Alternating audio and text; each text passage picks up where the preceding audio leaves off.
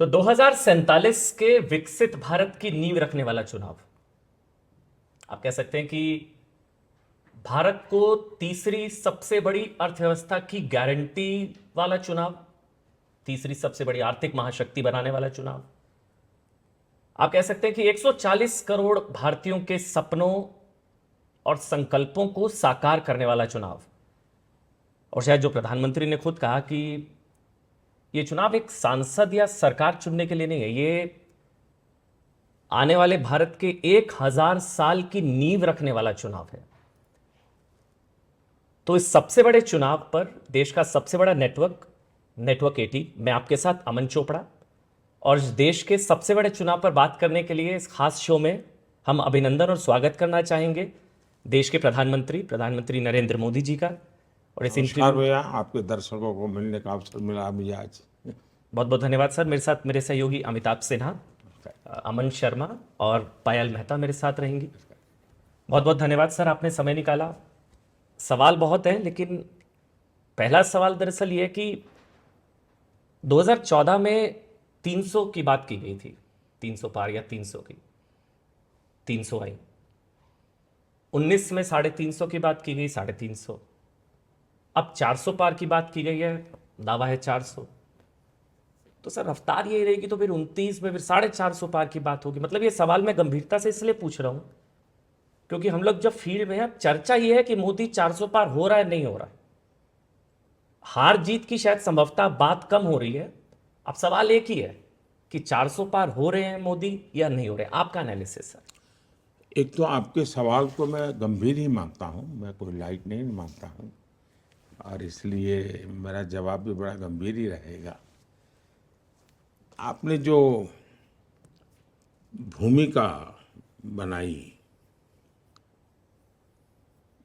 इतिहास में कुछ ऐसी घटनाएं होती हैं जो 1000 साल के भविष्य को तय कर देती हैं,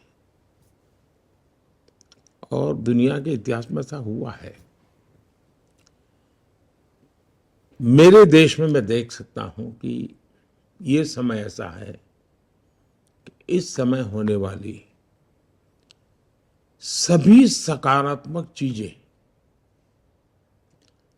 और सभी सकारात्मक शक्तियों को एक आने से 1000 साल के भविष्य की दिशा तय हो जाएगी, और वो भी सकारात्मक होगी। ये मैं बड़े विश्वास के साथ कह रहा हूं। और इस अर्थ में ये चुनाव कई प्रकार से महत्वपूर्ण है। अब ज्यादातर देश का निर्णय आजादी के बाद पैदा हुए लोग वो ही कर रहे हैं, इसलिए नए सिरे से सोचते हैं। 21वीं सदी का जो जीवन है, अथवा 21वीं सदी में जिसने जन्म लिया है जी। वो अब निर्णायक एज ग्रुप में पहुंच गया है। तो एक बहुत बड़ा फैक्टर मैं इसको देख रहा हूं, और उसने बुराइयां देखी नहीं है, लेकिन उसके भीतर एक तड़प है कि दुनिया बदल रही है, हम क्यों नहीं बदलते, क्योंकि वो दुनिया को जानता है। इस देश में आज सबसे बड़ी पॉजिटिव मैं चीज देख रहा हूं वो ये है कि सामान्य मानवी, इसका दूसरा शब्द ही एस्पिरेशन है। हर इंडियन मतलब एस्पिरेशन। ये किसी भी देश की गति का बहुत बड़ा फोर्स होता है, चालक बल होता है, जो मैं देख रहा हूं। और वो सारे निर्णय अपने एस्पिरेशंस को ध्यान में रख के करता है। ये चुनाव वो ये सोचता है कि मेरे एस्पिरेशंस के अनुकूल मुझे क्या मिले क्या नहीं मिले, और मेरा देश ऐसा होगा तो मैं इसे निकालूंगा, इस बात पर केंद्रित हुआ है। दूसरा, इस देश के महिला वर्ग, उन्हें लगा है कि हम एक समाज का एक हिस्सा है, इतना ही नहीं है, हम समाज में बहुत कंट्रीब्यूट कर सकते हैं। हम किसी से कम नहीं हैं, हम कुछ कर सकते हैं, उनके भीतर भी कुछ करना, जो करते हैं उससे अतिरिक्त करना, जो परंपरागत है उससे बाहर जाके करना, ये जज्बा पैदा हुआ है। तो मेरे 30-35 से कम आयु वालों का एस्पिरेशन जी। और देश की 50% मातृशक्ति का ये जज्बा, एक ऐसा कॉम्बिनेशन है जो 1000 साल की नींव रखने के लिए प्रतिबद्ध है। और इसलिए मैं कहता हूं, ये चुनाव देश की जनता लड़ रही है, पूरे चुनाव की ओनरशिप देश की जनता की है। कौन नेता क्या बोलता है, क्यों बोलता है, इसका कोई महत्व मैं नहीं देख रहा हूं जी, क्योंकि जनता मन बना चुकी है। अब छोटे छोटे बच्चों के मैं इंटरव्यू टीवी पे, सोशल मीडिया पे देखता हूँ, वो कहते हैं ये होने वाला है, ये होने वाला है। इसका मतलब ये सब कुछ ड्रिवन बाय सोसाइटी है, समाज के द्वारा। और इसलिए मुझे विश्वास है कि इस बार मजबूत सरकार, स्थिर सरकार, 400 पार वाली सरकार, निर्णायक सरकार, भविष्य की तरफ जाने वाली सरकार, ये मैं देख रहा हूं। मोदी जी, मैं जब आप बात करते हैं 400 पार का और कि बीजेपी 370 के पार जाएगी, एनडीए 400 के पार जाएगा, तो इसमें थोड़ा मैं अगर स्पेसिफिक्स में आपको लेके जाऊं, कई स्टेट्स ऐसे हैं, यूपी हो, बिहार हो, राजस्थान हो, छत्तीसगढ़ हो, मध्य प्रदेश हो, इसमें बीजेपी एक तरह से सैचुरेट पिछले इलेक्शन में कर गई, तकरीबन तकरीबन पूरा स्वीप हुआ। तो ये जो गेंस हैं, जो 303 से 370 की जो जर्नी आप कह रहे हैं कि होगी, ये गेंस आप किन स्टेट से देख रहे हैं? क्या ये दक्षिण भारत से आएगा, क्या ये बंगाल से आएगा, उड़ीसा से आएगा, आंध्रा तेलंगाना से आएगा? आपका थोड़ा अगर माइक्रो असेसमेंट हमें मिल पाए कि कैसे बढ़ेगा। देखिए, मैं गुजरात से आता हूँ, तो गुजरात में हम कई समय से लोग 2/3 मेजोरिटी से लेते थे। तो सोचने वालों का भी एक यानी स्टैग्नेंसी जैसा हो गया था, उससे अधिक सोच ही नहीं पाते थे। अब मेरे से जब बात करते थे, क्या मोदी जी अब 2/3 मेजोरिटी, 3-3 दशक हो गए, मैंने कहा क्या बात करते हो जी, मुझे बहुत प्यार। और जब 156 हम जीत के आए उनके लिए अचरज था। अब ये 156 कहाँ से निकलेगी? तो कागज लेके बैठोगे तो नहीं दिखा बैठेगा। अगर आपको लगता है कि इतना सारा सैचुरेशन होगा, क्या होगा, मैं देखूंगा कि राजस्थान में मेरे अगर 25,000 बूथ है, पिछली बार मैं अगर 5,000 बूथ में पीछे था, तो इस बार मैं 5,000 में हूँ या 3,000 में हूँ या 2,000 में, मेरा हिसाब किताब अलग है जी। तो इसलिए मेरे लिए कोई चीज अंतिम नहीं है, मैं लगातार उसमें भी नया। फिर मैं ये देखता हूँ, मान लीजिए मुझे एक बूथ में विजय मिला, तो मैं पूछता हूँ अच्छा वोटिंग क्यों ज्यादा नहीं हुआ, वोटिंग ज्यादा हुआ तो वोट क्यों ज्यादा नहीं मिला। मैं इतनी बारीकी से प्लान करता हूँ, और मैं मानता हूँ कि चुनाव है ये एक बड़ा विज्ञान है, ये सिर्फ आंकड़ों का खेल नहीं है जी। और कैंपेन है वो केमिस्ट्री है, आपकी केमिस्ट्री कैसी बनती है इस पर है। और इसलिए मेरे लिए अगर नंबर में आपको लगता है कि इस राज्य में तो कुछ नहीं, तो लेकिन उसके सिवाय भी मुझे वहां बहुत कुछ लाना है। तो एक बात, जहां तक राज्यों का सवाल है, इस देश में कई राज्य ऐसे हैं कि जहां अभी भी हमारे पास स्कोप है। अब जैसे अंडमान निकोबार, पिछली बार हम नहीं थे, इस बार हम आएंगे। यानी ऐसी एक एक गिनते जाओगे तो आपको अच्छा, हाँ यार मोदी ने बराबर हिसाब कर लगा के रखा है। तो मेरा पक्का मत है कि हम बहुत सी जगह पे हम काफी कुछ करेंगे इस बार। क्योंकि दक्षिण भारत आपका एक बड़ा फोकस भी रहा है सिलेक्शन। ऐसा है कि मेरा फोकस पूरा हिंदुस्तान है, मैं टुकड़ों में नहीं सोचता, और चुनाव के लिए मैं काम नहीं करता हूं। हम जीत करके इसलिए नहीं आए हैं कि अगली सरकार कैसे बनेगी, हम जीत करके इसलिए आए हैं कि आने वाले 5 साल में देश कैसा बनेगा। और इसलिए मेरी पूरी तपस्या या मेरा फोकस देश बने इसके लिए है। और जब देश बनाना है तो हिंदुस्तान का हर हिस्सा उसमें उतना ही, जैसे G20 मैंने किया, तो मैंने ये नहीं कहा कि बीजेपी के राज्यों में G20 होगा, हिंदुस्तान के हर कोई, अंडमान निकोबार में भी G20 होगा, यस, और लक्षद्वीप में भी G20 होगा। मैं पूरे देश को लेकर के चलता हूँ। सर, इसी से जुड़ा हुआ एक सवाल है कि आप जब भी आप सत्ता में रहे हो, चाहे वो सीएम रहे हो, आप पीएम रहे, कभी उड़ती है बात कि ना खाऊंगा ना खाने दूंगा, एक नारा उठता है, भले ही आप ना देते हो, ना सोऊंगा ना सोने दूंगा। अब बात हो रही है एपेटाइजर 10 साल था, अब मेन कोर्स आना बाकी है। तो अब ये मेन कोर्स क्या है आने वाले थर्ड टर्म के लिए? इसको देश की जनता भी जानना चाहती है हम नहीं, लोग। उसके बहुत सारे पहलू हैं। देश को आगे ले जाने का बहुत सारे पहलू हैं। अगर मैं कहूँ कि भविष्य में देश हमारा कैसे आगे बढ़ेगा, अब ये पूरी तरह हम टेक्नोलॉजी ड्रिवन एरा में है, और टेक्नोलॉजी डिसरप्टिव है, ट्रांसफॉर्मेटिव है और इजीली एक्सेस है, यानी हर व्यक्ति बहुत अडप कर लेता है तुरंत। ऐसी स्थिति में अगर आप बड़ी सहजता से चले तो मैं समझता हूँ कि बहुत बड़ा स्कोप है। जहाँ तक मैं खाता नहीं, खाने देता नहीं, उसको आज की जो मेरी वो देशी भाषा है, आप लोग जो इस दुनिया से हैं वहाँ कहते हैं करप्शन के प्रति जीरो टॉलरेंस, तो वो मेरा रहेगा ही।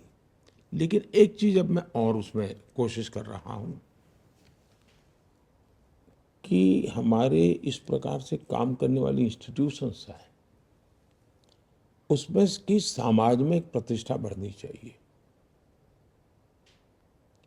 दुर्भाग्य से हम हमारे देश में जो मुझे अनुकूल नहीं वो सब निकम्मा, ये जो सोच है ये टोटली अनडेमोक्रेटिक सोच है, और उसी में से कुछ पत्रकारों को ब्लैकलिस्ट कर दिया जाए, वो उसी सोच का परिणाम है कि रिजेक्टेड। क्यों? क्योंकि तुम मेरे अनुकूल नहीं हो। बॉयकॉट। वो अनडेमोक्रेटिक है, लोकतंत्र की हत्या है वो। और इसलिए हमारी इंस्टीट्यूशंस के साथ भी वही हो रहा है। जैसे एक पत्रकार के साथ हो रहा है, तो मेरे अनुकूल नहीं तो निकम्मे। तो इंस्टीट्यूशन, तो मेरे घर पे रेड मत करो, मैं तो चोरी करता रहूंगा, तो इंस्टीट्यूशन निकम्मी।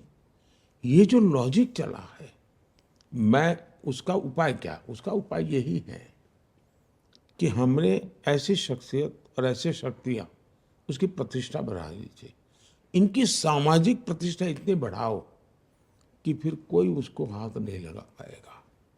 और मैं पक्का मानता हूँ कि आने वाले दिनों में जब देश समझेगा कि भाई ये 2200 करोड़ रुपयों के ढेर टीवी के सामने दिख रहे हैं पहाड़ नोटों के, तो लोग देखें यार कोई तो सिस्टम होगी जिसने पकड़ा होगा, तो पता चलता है अच्छा वो इंस्टीट्यूशन है, वो संस्था है, वो संस्था है।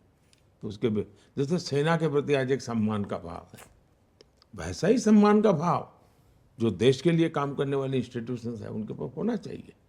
तो वो भी मेरा एक मिशन है। जब प्रतिष्ठा बढ़ती है तो उनकी अपनी बुराइयां होती है वो भी कम होती है। उनके भीतर कभी कभी बुराइयां जो आती हैं, आप मान सम्मान और तो उसको लगता है जीवन में बहुत मिल गया है जी, वो बुराइयों से बचता है। तो वो भी एक मनोवैज्ञानिक रूप से एक तरीका होता है। तीसरी बात है कि लोगों को तो ये लगेगा ठीक है सरकार ने पैसे ले लिए, हमारा क्या है। तो मेरी कोशिश ये है कि न खाऊंगा न खाने दूंगा, वो आगे है। जिसने खाया है वो निकालूंगा और जिसका खाया उसको खिलाऊंगा।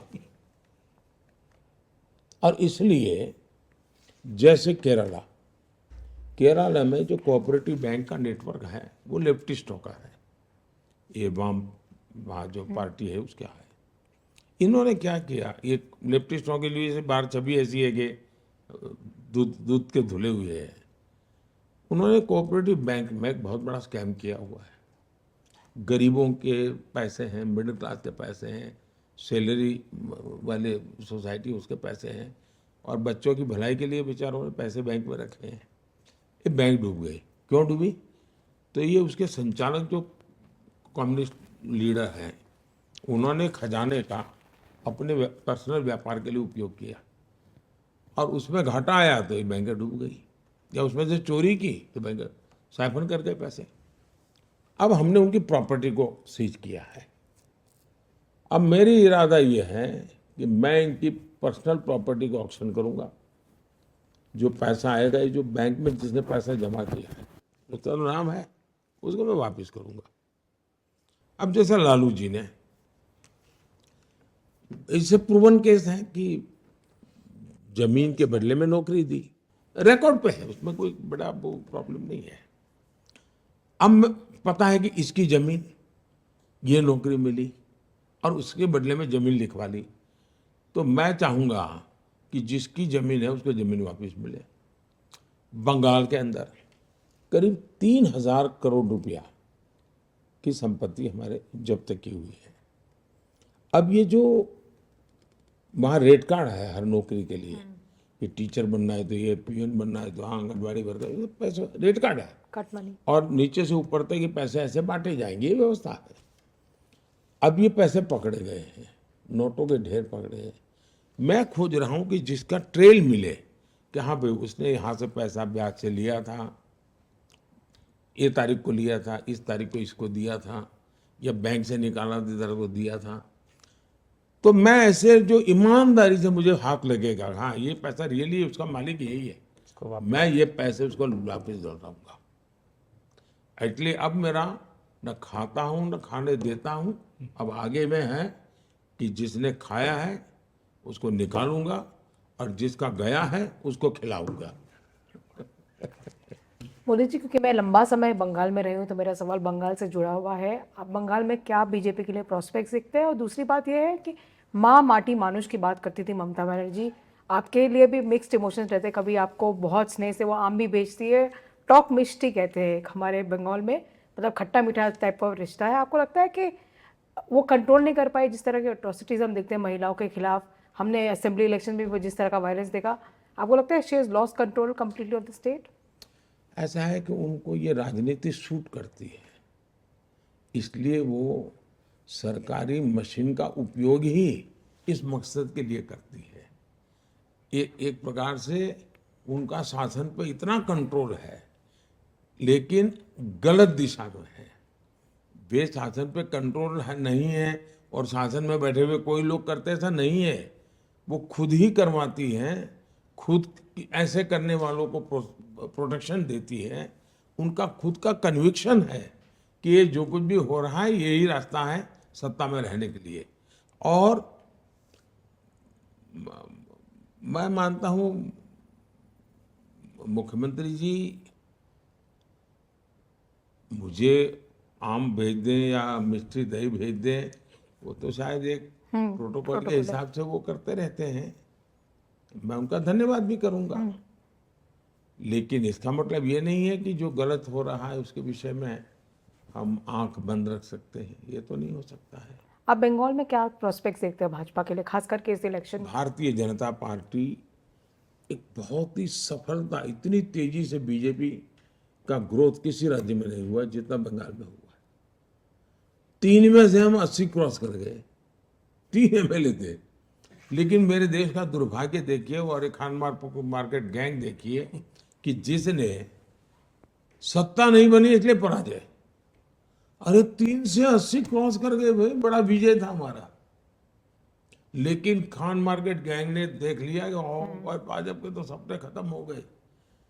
आज हमारे एमपी बंगाल में और बड़े शान से काम कर रहे हैं जी। और इसलिए भारतीय जनता पार्टी के लिए बहुत तेजी से विकास है,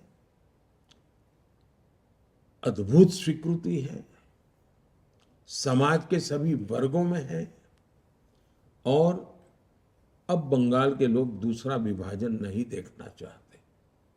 अब बंगाल को टूटता हुआ देखने की तैयारी बंगाल के लोगों की नहीं है। सर, बंगाल के बाद एक बार मैं दिल्ली को लेकर सवाल पूछना चाहता हूँ। दिल्ली के मुख्यमंत्री अरविंद केजरीवाल 40 दिन तिहाड़ में गुजारे, बाहर चुनाव प्रचार वो कर रहे हैं। वो ये कह रहे हैं कि मतलब वो इकोसिस्टम या वो खुद इसको अपनी जीत बता रहे हैं, जैसे घोटाला हुआ नहीं, वो कह रहे हैं कि मुझे चुनाव जिताओगे तो मैं जेल नहीं जाऊंगा और रिज़ाइन बिल्कुल नहीं करूंगा, ये सब प्लॉट था मेरे अगेंस्ट। वो कह रहे हैं कि ये बेल है, मेरी जीत है। इसको आप किस तरह से देखते हैं सर? ऐसा है कि मैं व्यक्तिगत उनका जो मामला चल रहा है उस पर कोई भी टिप्पणी करूं उचित नहीं है, क्योंकि अभी मामला कोर्ट में है।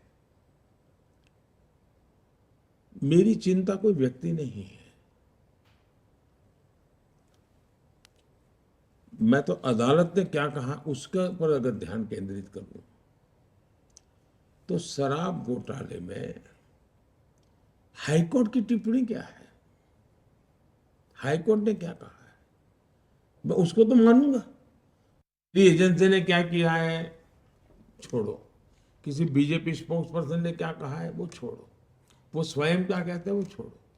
कम से कम हाई कोर्ट ने शराब घोटाले के बारे में जो कहा है और बहुत बहुत ही कड़ी टिप्पणी की है। अब चिंता का विषय ये है देश में, और जो गंभीर है, कि सार्वजनिक जीवन में कोई जिम्मेवारी नहीं रहेगी, अपनी खुद की बातों पर भी कोई कमिटमेंट नहीं रहेगा। सार्वजनिक जीवन में एक जमाना था, स्कूल में कोई बच्चा अगर कॉपी करता है और पकड़ा जाए तो महीने भर स्कूल नहीं आता था। उसके माँ बाप भी शर्माते थे, यार मेरा बेटा एग्जाम में कॉपी करने में पकड़ा गया था। ये स्थिति थी, यानी इन चीजों को बुरा माना जाता था हमारे समाज में। आज बेशर्मी के साथ सजा जिनको हो चुकी है, जिन पर गंभीर आरोप लगे हैं, उनको कंधे पे लेकर के आप सार्वजनिक रूप से नाच रहे हो, ये जो पतन हुआ है वो चिंता का विषय है। मुझे कोई पर्सन से लेना देना नहीं है। अगर ये हुआ तो भ्रष्टाचार की होता क्या, पहले जमाने में डाकू होते थे, महिमा मंडन होता था उनका, वो डकैती करते थे, महिमा मंडन होता था समाज में। अखबारों में भी मैं जो पहले के जमाने में 2-2 पेज स्टोरी, कवर स्टोरी मिलती थी उनको कि ऐसा ऐसा उसका तो जीवन ऐसा, वो तो ऐसा कर सकता है, और वो बड़े बन जाते थे। दुर्भाग्य से अब राजनेताओं को ये बेनिफिट मिलने लगा है कि इतना भ्रष्ट लोगों का। मैं तो हैरान हूं कि कोई अखबार वाला किसी भ्रष्ट व्यक्ति का इंटरव्यू लेने जाए। एक चार्ल्स शोभराज मैंने अखबार देखा था कि लोग इसका इंटरव्यू करने जाते थे, और आज मैं देख रहा हूं, वरना कोई भाई अब इनके विषय में एक बार क्लियर हो जाए तब तक रहने दो। ये पतन है समाज जीवन का, मेरी चिंता वो है। मोदी जी, कोई भी लीडर हैं जो प्रधानमंत्री 2 बार रह लें, थोड़ी बहुत एंटी इनकम्बेंसी आ जाती है। इस देश में 3 बार सिर्फ नेहरू जी चुनाव जीत पाए। बट आपके खिलाफ ग्राउंड पे जब हम जाएं तो लोग भी कहते हैं, बीजेपी के लोग भी कहते हैं कि एक प्रो इनकम्बेंसी है। तो 272 जब पार हुआ 2014 में, तो लोगों ने कहा मोदी जी की आंधी है देश में।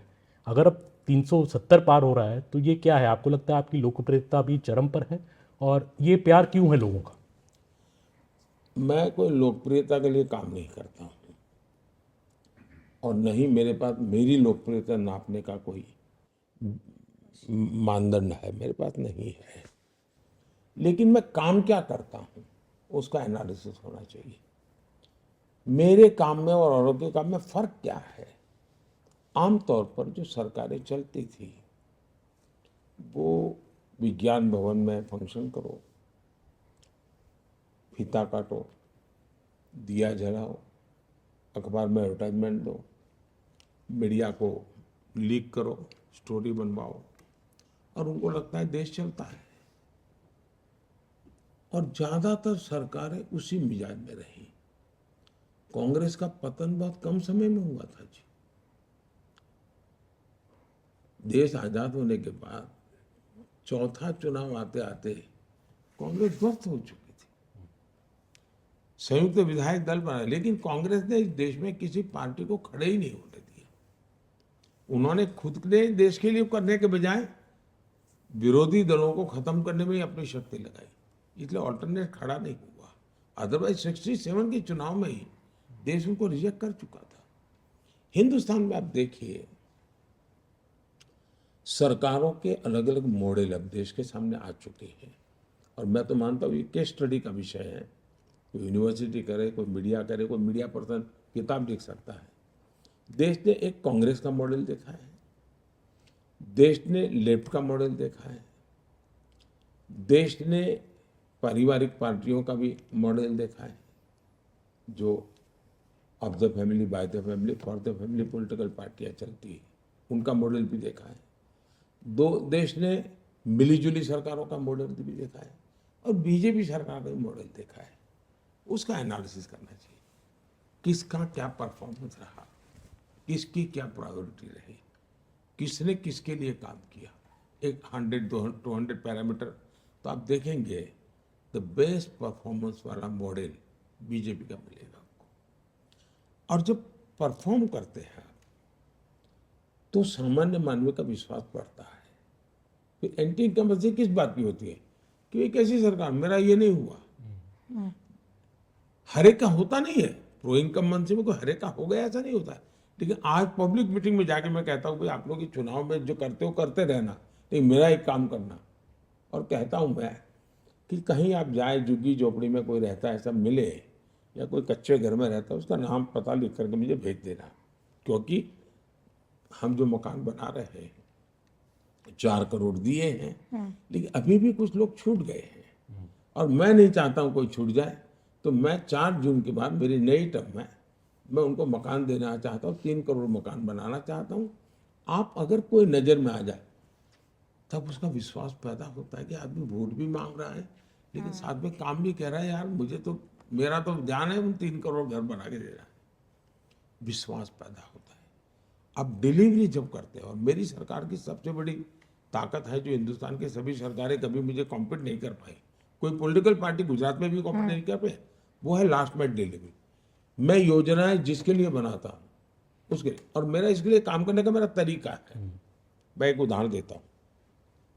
मैं जब गुजरात में था तो मैंने अलग अलग स्तर के एक 20-22 अफसरों को बुलाया। कुछ सीनियर मोस्ट थे, कुछ एकदम जूनियर थे, तो मिडिल लेवल को 20-22 को बुलाया। तो उनको पता नहीं था मैंने क्यों बुलाया, बिठाया सबको। फिर मैंने सबको एक पैड दिया लिखने के लिए, गए वो लेकर के ही आते हैं डायरी, लेकिन मैंने कि उनको दिया। मैंने कहा मुझे आप बताइए कि एक वीडियो है, गांव में रहती है, अनपढ़ है, और सरकार की ये स्कीम है, उसकी वो हकदार है। उसको ये प्राप्त करने के लिए स्टेप 1 क्या करना, स्टेप 2 क्या करना, 3 क्या करना, 4 करना, कैसे करना, कहाँ जाना, मुझे आपकी मैंने डायरी दी, इसमें लिख करके बताओ। मैंने उनको कहा लिखो। यू बी सरप्राइज, सबके सब फेल हो गए।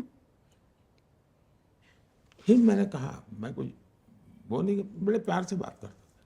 मैंने कहा मुझे बताइए भाई, आप IAS अफसर हैं, किसी की 20 साल की नौकरी हो गई, किसी की 2 साल की हो गई, आपको पता नहीं है कि एक वीडियो को बेनिफिट लेने के किस किस जगह से गुजरना पड़ता है, फॉर्म कहाँ से लेना होता है, अप्लाई का। मैंने कहा बताइए, हमने ऐसी व्यवस्था बनाई है, उस वीडियो को क्या फायदा होगा। तो उनको लगता है हाँ यार कुछ तो कमी है, और फिर वो करेक्ट करते थे। तो मेरे दिल में ये रहता है कि भाई मैं योजना बना दूं, वाहवाही करूं, एक एडिटोरियल छप जाए, ठीक है, मेरा गुजारा हो जाएगा। लेकिन आम आदमी, मेरी पूरी कार्यशैली ये लास्ट में डिलीवरी की है, परफॉर्मेंस की है, और उसका परिणाम होता है। तो जैसे स्वच्छता अभियान, स्वच्छता अभियान में तो सरकार ने क्या करना था, लेकिन मैं झाड़ू लेकर के घूमता था। छोटा सा बच्चा भी अपने दादा को कहता है कि दादा मोदी जी ने ना कहा है।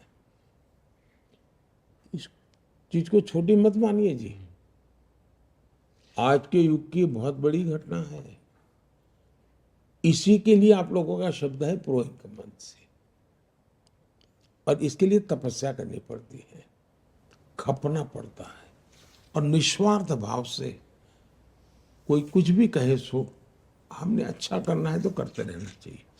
वो देश देखता है जी, जनता जनार्दन ईश्वर का रूप है, उसको सब समझ होती है। तो मुझे आज तक मेरे जीवन में यही बेनिफिट मिला है। मुझे लगता है कि 150 पौने 200 रैलियां रोड शो कर चुके हैं अभी तक पिछले 2 महीनों में। लेकिन उससे भी ज़्यादा लग रहा है कि बदजुबानी विपक्ष की बढ़ी हुई है, उससे ज़्यादा आपके खिलाफ गालियां पड़ रही हैं। इस बार पहली बार ऐसा देखा गया है, माता पिता तक लोग सवाल मतलब बदजुबानी कर चुके हैं, गालियां दे रहे हैं। और पहली बार हम लोगों ने देखा है कि ऐसा चुनाव आया है 2002 का, जब से आप चुनावी राजनीति में आए, कि पहली बार माँ के आशीर्वाद के बिना, क्योंकि हर बार आप वोट करने जाते थे और माँ का आशीर्वाद लेने जाते थे, हम लोगों ने गांधीनगर में हमेशा देखा। तो ये मिस कर रहे थे आप, और दूसरा ये बदजुबानी कैसे लेते हैं आप? मैं दो चीजों को अलग करके देखता हूँ। ये कहना कि मुझे अभी भी गालियां पड़ रही है वो सही नहीं है। शायद मेरे जन्म से पहले से गालियां मेरे लिए तैयार रही है,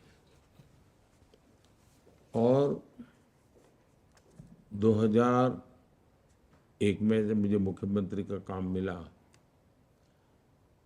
तब मुझे शायद कोई ऐसा विषय नहीं जिसमें मुझे गाली ना पड़ी हो, और बिना कारण मेरे बाल नोच लिए हो।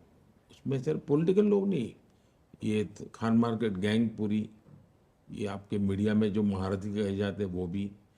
आप पुराने अगर अंक निकालेंगे मैगजीन बड़े बड़े नोन, तो उसके फ्रंट पेज पे जो कवर स्टोरी है, तो किसी राक्षस को भी अच्छे से पेंट किया हो, उससे भी भद्दी तस्वीरें मेरी है।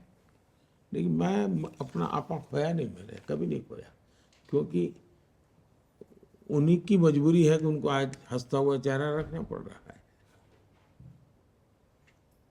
और उनको एक साल में अगर 24 अंक निकलते हैं तो 12-15 में तो माल बेचने के लिए मोदी की जरूरत पड़ती है। तो मैं अपने कर्तव्य से के लेके चलता हूँ। अच्छा होगा कि लोकतंत्र में सार्वजनिक में शुचिता का पालन हो, मर्यादाओं का पालन हो, आलोचना हो, लेकिन अच्छी भी तो हो सकती है, अच्छे ढंग से भी हो सकती है। ऐसा नहीं हमसे भी कोई गलती नहीं हुई होगी जी। मैं नहीं कहता हूँ, लेकिन हम सब ने सोचना चाहिए। मैं किसी को उपदेश दूं इसका क्या मतलब है? मोदी ने खुद ने भी कभी गलती की होगी, मोदी के साथियों ने भी गलती की होगी, लेकिन भारत में ये स्थिति ठीक नहीं है, जो हो रहा है ठीक नहीं है। मैं आपसे एक सवाल और पूछना चाहूँगी युवाओं से जुड़ा। आपने हमेशा कहा है कि जो युवा है वो हमारे आने वाले 50 साल का भविष्य तय करेंगे। तो जो हमारे जो खेल प्रेमी युवा हैं सर, आपने कई जगह पे बताया कि 2036 की ओलंपिक्स की हम बिडिंग करेंगे। सर उसकी क्या तैयारी हमारे खेल से जुड़े जो युवा हैं वो जानना चाहते हैं आपसे। बहुत ही अच्छा सवाल आपने पूछा है। जिसने G20 का पूरा बारीकी से एनालिसिस किया होगा, वो इस विश्वास कर सकता है कि हाँ, अब भारत की क्षमता है, भारत की क्षमता है इन चीज़ों को करने की।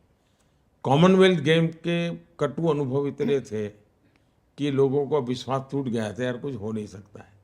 लेकिन G20 के बाद देश का विश्वास नहीं, हम भी कर सकते हैं। G20 का दूसरा फायदा यह हुआ कि देश के 60-70 अलग अलग स्थानों पर G20 उतने ही शान से हुई, तो देश के हर कोने में विश्वास पैदा हुआ है। दिल्ली में करते तो लगता है कि सरकारी कार्यक्रम हुआ है, लेकिन एक प्रकार से पीपल्स ड्रिवन G20 हुई। इससे कारण एक विश्वास बनता है कि ये देश कितने ही बड़ी चीजों को कर सकता है। और आज के युग में मेरा मानना है कि भारत है, जैसे मैं कहता हूँ मेड इन इंडिया, तो उसके पीछे मेरे मन में है कि एक इंफ्रास्ट्रक्चर तैयार होता है, धनी लोग खर्चा करते हैं, यहाँ रहते हैं। उसी प्रकार से मैं कहता हूँ कॉन्फ्रेंस डेस्टिनेशन इंडिया में होना चाहिए। उसी प्रकार से मैं कहता हूँ कि भाई हमारे यहाँ स्पोर्ट्स इवेंट्स होने चाहिए। और मैं आजकल छोटे मोटे, अब जैसे मैं 2029 यूथ ओलंपिक, मैं चाहता हूँ कि देखो इसको चेस का वर्ल्ड ओलंपिक, मैं कहता हूँ यहाँ आपने बीच ओलंपिक्स का भी जिक्र किया। बीच ओलंपिक मैंने यहाँ ले आओ, 2036 हम ट्राई करें। और अभी से मैंने एक टीम बनाई है, उसको मैंने कहा है कि भाई जितने भी ओलंपिक होंगे उसमें ऑब्जर्वर के नाते 2 महीने वहाँ जाओ, स्टडी करो हर बारीकी के। और उससे भी आगे मैं बताता हूँ, मैं अटलांटा में ओलंपिक देखने गया था यूएसए में। मैं खुद खिलाड़ी नहीं हूँ, लेकिन व्यवस्थाओं को सीखना समझना मेरी रुचि है। तो मैं जाकर के देखा कि भाई इतना बड़ा इवेंट ऑर्गेनाइज कैसे करते हैं। तो मेरी प्रिय कुछ गेम में देखने जाता रहा, जहाँ भारत के लोग खेल रहे तो, लेकिन पूरा समय मैं देखता था तो मैंने देखा बड़ा इंटरेस्टिंग था उन्होंने क्या किया था। और मैं कभी कभी बता, मैनेजमेंट मेरी एक रुचि है, चीज़ें सीखने का मेरा शौक है। 200-250 किलोमीटर दूर से कोई आ रहा है, कितने दूर? तो 200-250 किलोमीटर उसको पार करनी होगी अपनी गाड़ी, ओलंपिक स्टेडियम से 200-250 किलोमीटर। मतलब एक कार का वहाँ बस होगी, तो कार खाली करो, बस में बैठ जाओ। उसको जो गेम में जाना है उसका कलर, उस गाड़ी का कलर सब सेम रहता था। तो उसको पता है कि मुझे अगर हॉकी में जाना है तो मुझे इस कलर वाली बस में बैठना है, तो अपनी गाड़ी छोड़ के उस बस में बैठता है। फिर वो बस एक मेट्रो स्टेशन पर जाती थी, तो बस के लोग सब मेट्रो में उस कलर वाले डिब्बे में बैठ जाते थे, अथवा वो कलर वाली जब मेट्रो आती तो बैठते थे। वो सीधी स्टेडियम के पास जाती थी।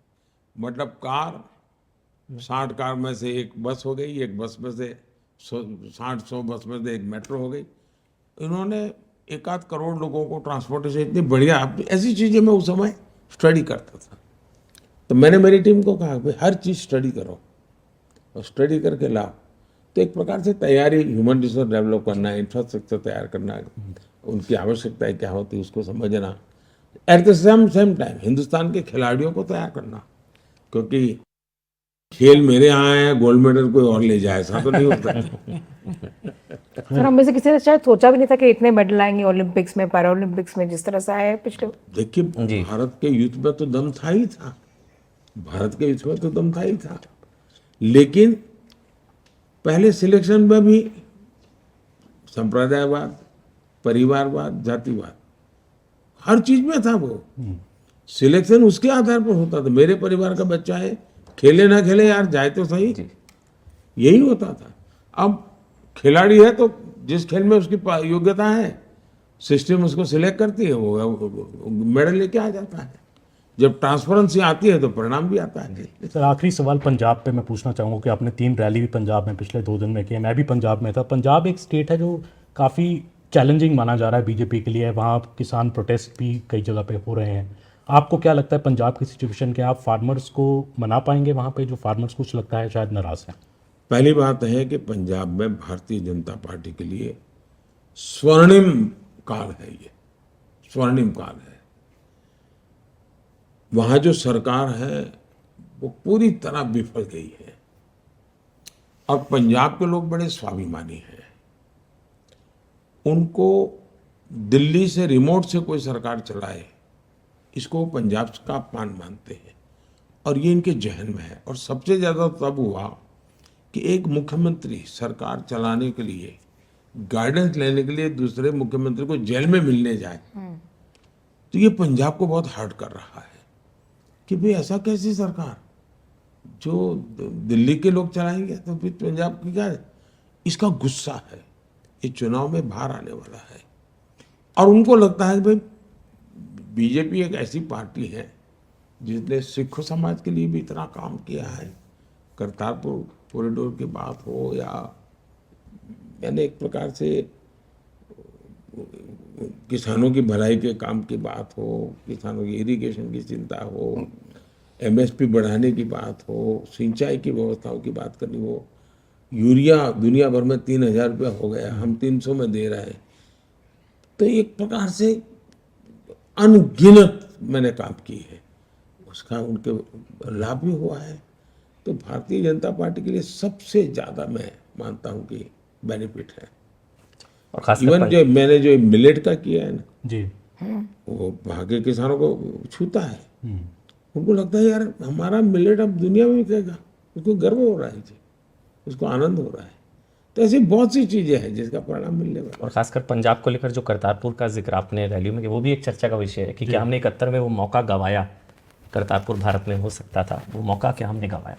बहुत बहुत धन्यवाद प्रधानमंत्री जी, आपने समय निकाला चलिए। और सभी सवालों का जवाब दिया। बहुत बहुत धन्यवाद। धन्यवाद। धन्यवाद। धन्यवाद।